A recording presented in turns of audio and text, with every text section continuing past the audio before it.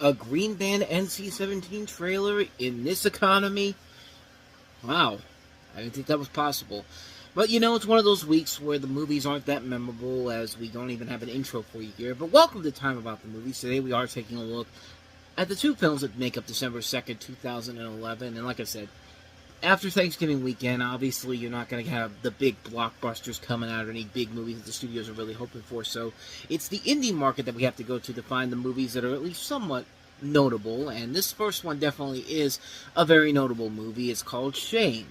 Insert your shame, shame, shame from Game of Thrones. And it's definitely not that type of a movie, but there is a lot of sex in it, I'll give you that. It is an erotic psychological drama with Michael Fassbender and Carey Mulligan starring in it. So Michael Fassbender plays a 30-something man living in New York City who is unable to manage his sex life. After his wayward young sister moves into his apartment, Brandon's world spirals out of control, and Sham examines the nature of need, how we live our lives, and the experiences that shape us.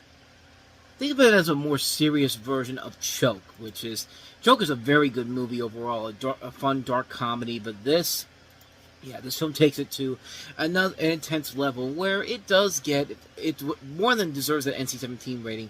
This is the definition of what a good erotic thriller should be. I mean, we've had so many schlocky ones ever since the days of Basic Instinct that were just never as good as that movie was, but here's one that is not schlocky, doesn't play it too over the top, plays it very straight, and it just works to a T. It's a very intense movie with two solid performances by Michael Fassbender and Carey Mulligan, but you also have James Badge Dale, Nicole Beharie from Sleepy Hollow in here, and the movie isn't afraid to go down these dark pathways, and you got a great director in Steve McQueen, who of course would later follow this up with 12 Years a Slave, showing what he can do as a director, and he just knocks it out of the park with this one. This is just a terrifically entertaining film.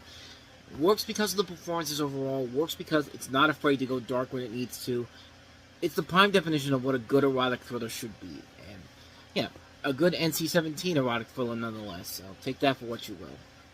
So, not much more to say about that one. That is Shame. So let's go ahead and move on to the other movie we have this week, which is Sleeping Beauty. Other girls, some of whom will have more responsibilities. There is room for promotion.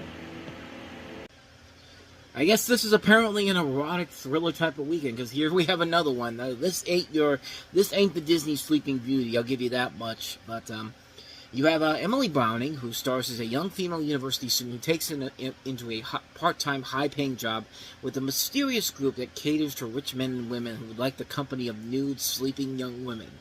Lucy is required to sleep alongside paying customers and to be absolutely submissive to their erotic desires, fulfilling their fantasies by voluntarily entering into physical unconsciousness. To its credit, though, it's probably the better Emily Browning movie in 2011 than Sucker Punch was. Not even probably, but is that. It's an interesting movie. I'll give it that. It's loosely based on The House of Sleeping Beauties and The Memories of My Melancholy Whores. Such great titles here. As well as a recurring nightmare director Julia Lee experienced in which she dreamt she was being filmed in her sleep. So it's a pretty effed up movie, but an interesting effed up movie, if you will.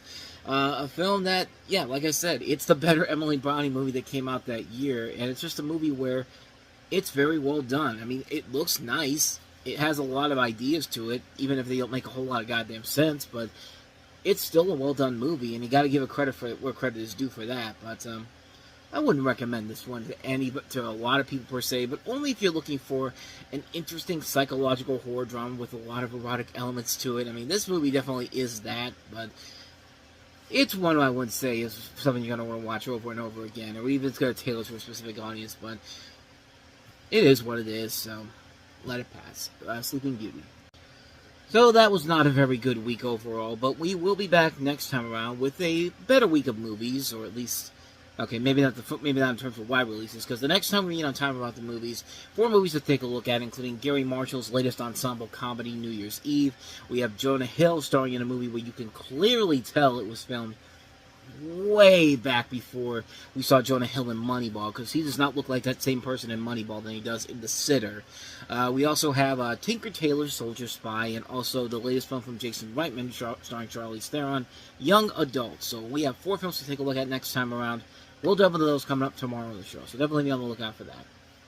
With all that said, though, thank you so much for watching this, and I hope you enjoyed this. If you did, please do me the honor of going to the like button, hitting that subscribe button, hit that, and hit that notification button. Hit that as well. And don't forget to check out our playlist, as well as check out the last episode we did. With all that said, whether it's in the past, the present, or the future, I will see you at the movies. Take care.